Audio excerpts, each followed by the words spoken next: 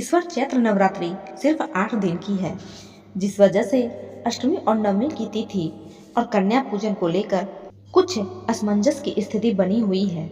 ऐसे में कन्या पूजन कब और कैसे करें, आइए जानते हैं। वैदिक पंचांग के अनुसार अष्टमी तिथि की शुरुआत 4 अप्रैल को रात 8:12 पर होगी। वहीं तिथि का समापन 5 अप्रैल को शाम 7:26 पर होगी, जिसके बाद महानवमी तिथि की शुरुआत हो जाएगी, जो कि 6 अप्रैल को शाम 7:22 पर समाप्त हो जाएगी। ऐसे में अष्टमी तिथि का कन्या पूजन 5 अप्रैल को और नवमी तिथि का कन्या पूजन 6 अप्रैल को होगी और कन्या भोजन के साथ व्रत का समापन होगा। तो चलिए आज जानते हैं कि कन्या भोजन की थाली में किन किन चीजों को शामिल करना बहुत जरूरी होता है और इसे बनाते हुए किन बातों का ध्यान रखना चाहिए। धार्मिक मान्यताओं के अनुसार हलवा और पूरी का प्रसाद माता शेरावाली का मनपसंद है, इसलिए कंजक भोग की थाली में कुछ शामिल हो या ना हो, लेकिन हलवा पूरी का होना बेहद जरूरी है। कन्या भोज के लिए देसी घी में सात्विक तरीके से सूजी का हलवा बनाकर तैयार करें। ऐसी मान्यता है कि हलवा और पूरी के साथ काले चना न हो तो भोग अधूरा माना जाता है, इसलिए इन्हें भी जरूर शामिल करें। कन्या पूजन में बनाए स्वादिष्ट खीर। हिंदू धर्म में कोई भी तीज त्योहार हो या व्रत उपवास हो, खीर के प्रसाद को बहुत ही ज्यादा शुभ माना जाता है। ठीक कन्या पूजन पर भी यही बात लागू होती है। मान्यता है कि खीर भी देवी माँ के पसंदीदा पकवानों में एक है। फल और मिठाइयाँ भी करें शामिल। कन्या भोज की थाली बिना किसी फल और मिठाई के अधूरी मानी जाती है। ऐसे में आप कन्याओं को कोई भी मौसमी फल दे सकते हैं। हालांकि धार्मिक रूप से केले और नारियल का विशेष महत्व बताया गया है। इसके अलावा किसी भी तरह की मिठाई भी कंजकों को जरूर दे। इन्हें पहले माता रानी को चढ़ाना न भूलें।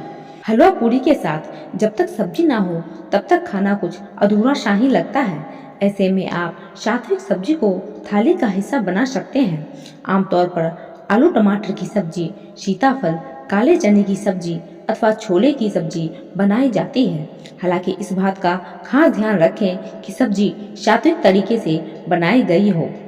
इसमें ज्यादा तेल, मसाले और प्याज लहसुन का इस्तेमाल भूलकर भी न किया गया हो। श्रीमद् देवी भागवत महापुराण में कुछ ऐसे ही उपायों के बारे में बताया गया है, जिसे नवरात्रि में नवमी या अष्टमी को अपनाकर आप सुख, समृद्धि और शांति पा सकते हैं। साथ ही बुरी नजर से लेकर कलह जैसी बाकी समस्याओं को भी दूर कर सकते हैं। चलिए जानते हैं इन उपायों के बारे में। तंगी दूर करने के लिए नवमी तिथि या अष्टमी तिथि को माता का ध्यान कर घर के मंदिर में गाय के गोबर के उपले पर पान, लौंग, कपूर व इलायची, गूगल के साथ ही कुछ मीठा डालकर माता को धुनी दे। इससे पैसों की तंगी दूर हो सकती है। समृद्धि के लिए ज्योतिषाचार्य के मुताबिक माता के मंदिर में जाकर मूर्ति के सामने एक पान के पत्ते पर केसर में इत्र व घी मिलाकर स्वास्तिक बनाएं। अब उस पर कलेवा लपेटकर एक सुपारी रखें। ऐसा करने से घर में सुख समृद्धि आती है। रुकावटें दूर करने के लिए कार्यों में आ रही रुकावटें दूर करने के लिए माता के मंदिर में पान का बीड़ा चढ़ाएं। इस पान में कत्था, गुलकंद, सौंफ, खोपरे का बोरा और सुमन कतरी के साथ ही लौंग का जोड़ा रखें। ध्यान रहे कि इसमें सुपारी और चूना न डालें। व्यापार में वृद्धि के लिए किसी भी देवी मंदिर में जाकर अपनी गलतियों के लिए माफी मांगे। माता को पान का बीड़ा चढ़ाएं और 9 मीठे पान कन्याओं को भी दान कर सकते हैं। बुरी नजर के लिए नवरात्रि की अष्टमी नवमी तिथि पर माता के मंदिर में पान रखकर नजर लगे व्यक्ति को पान में गुलाब की 7 पंखुड़ियां रखकर खिलाएं। ऐसा करने से बुरी नजर से बचाव हो सकता है। आकर्षण के लिए पान के पत्ते की जड़ को माता भुवनेश्वरी का ध्यान करते हुए घिसकर तिलक लगाएं। ऐसा करने से आपकी आकर्षण शक्ति बढ़ने लगती है। पति पत्नी में अनबन के लिए नौवीं की रात चंदन और केसर पाउडर मिलाकर पान के पत्ते पर रखें। फिर दुर्गा माता जी की फोटो के सामने बैठकर चंडी स्रोत का पाठ करें। रोजाना इस पाउडर का तिलक लगाएं। नारियल को हिंदू धर्म में बेहद शुभ और पवित्र माना गया है। इसे श्रीफल भी कहा जाता है। धन, संपत्ति और समृद्धि का प्रतीक माना जाता है। किसी भी धार्मिक अनुष्ठान, हवन या पूजा में नारियल का प्रयोग संपन्नता के लिए किया जाता है। इसे देवी लक्ष्मी का स्वरूप माना जाता है और विशेष रूप से देवी पूजा में इसका प्रयोग किया जाता है। आज हम आपको नारियल से जुड़े कुछ उपाय बताने जा रहे हैं। अगर आप ये नवरात्रि के दौरान करते हैं तो आप कई परेशानियों से छुटकारा पा सकते हैं। सही प्रकार के नारियल का चयन। धार्मिक अनुष्ठानों में प्रयोग किए जाने वाले नारियल का भूरे रंग होना आवश्यक है। इसके अंदर जल और गिरी दोनों होनी चाहिए। पूजा से पहले इसके ऊपर बालों वाले हिस्से को हटा दें, लेकिन जब इसे कलश पर रखें तो जटाओं सहित रखें। संतान प्राप्ति के लिए नारियल का उपाय। नवरात्रि में किसी भी रात पति पत्नी एक साथ एक नारियल लें और उसे देवी को अर्पित करें। नारियल को रक्षा सूत्र से बांधकर पीली चुनरी में लपेटें और देवी को अर्पित करें। अर्पित करने के बाद संतान प्राप्ति की प्रार्थना करें। नवरात्रि के दौरान इसे देवी माँ के सामने रहने दें। नवरात्रि समाप्त होने के बाद इसे पीली चुनरी में बांधकर अपने बेडरूम में रखें।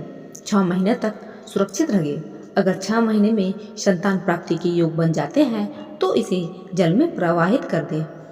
मनोकामना पूर्ति के लिए नवरात्रि में एक नारियल लें। इसे चारों ओर से रक्षा सूत्र से बांध लें। इसको कलश के मुख पर रख दें या फिर देवी के चरणों में अर्पित कर दें। इसे नवरात्रि के दौरान वहीं रहने दें। नवरात्रि खत्म होने के बाद इसे तोड़कर प्रसाद के रूप में ग्रहण करें। ग्रह दोष निवारण के लिए अगर किसी जातक की शनि, राहु, केतु या मंगल की दशा अशुभ चल रही हो तो नारियल से उपाय किया जा सकता है। नवरात्रि में किसी भी रात को एक नारियल लें। स्नान के बाद स्वच्छ वस्त्र धारण करें और नारियल को अपनी गोद में रखकर देवी के समक्ष बैठें। माता से ग्रह शांति की प्रार्थना करें। जिस ग्रह की बुरी दशा चल रही है उसका बुरा प्रभाव न पड़े। अगले दिन सुबह सुबह इस नारियल को दोनों हाथ से बहते जल में प्रवाहित कर दें। इससे नकारात्मक ग्रहों का प्रभाव कम होता है। इस उपाय को नवरात्रि के किसी भी दिन किया जा सकता है। धन प्राप्ति के लिए महानवमी का उपाय। महानवमी के दिन एक लाल कपड़े में नारियल, मिश्री और हल्दी मिलाकर अगर आप माता दुर्गा को अर्पित करते हैं तो आपको धन्य धान की प्राप्ति जीवन में होती है। इस उपाय को आप पूजा के दौरान कर सकते हैं। वैवाहिक जीवन में सुख समृद्धि के लिए अगर आप चाहते हैं कि आपका वैवाहिक जीवन सुख समृद्धि से परिपूर्ण हो तो आपको महानवमी के दिन सुहाग का सामान माता दुर्गा को अर्पित करना चाहिए। धन वृद्धि के लिए महानवमी के दिन अगर आप एक पान के पत्ते में सुपारी, पीली कौड़ी और 1 रुपए का सिक्का रखकर उसे घर की तिजोरी या धन के स्थान में रख देते हैं तो आपके धन में वृद्धि होती है। यह उपाय करियर क्षेत्र में भी आपको अच्छे परिणाम दिला सकता है। ग्रह दोष से मुक्ति का उपाय। कुंडली के ग्रह नक्षत्रों को अनुकूल करने के लिए भी आप महानवमी के दिन उपाय कर सकते हैं। आपको बस इतना करना है कि एक लाल कपड़े में 5 कौड़ियाँ बांधकर उसे तुलसी के पौधे के पास रख देना है। माना जाता है ऐसा करने से राहु, केतु और शनि के बुरे प्रभाव समाप्त हो जाते हैं। साथ ही अन्य ग्रह भी अच्छे परिणाम देने लग जाते हैं। आरोग्य के लिए अगर आप चाहते हैं कि घर के सभी लोग स्वस्थ रहे तो महानवमी के दिन आपको आग्नेय कोण दक्षिण पूर्व दिशा में माता दुर्गा का ध्यान करते हुए दीपक जलाना चाहिए। इस उपाय को करने से घर के सभी लोग रोग मुक्त होते हैं।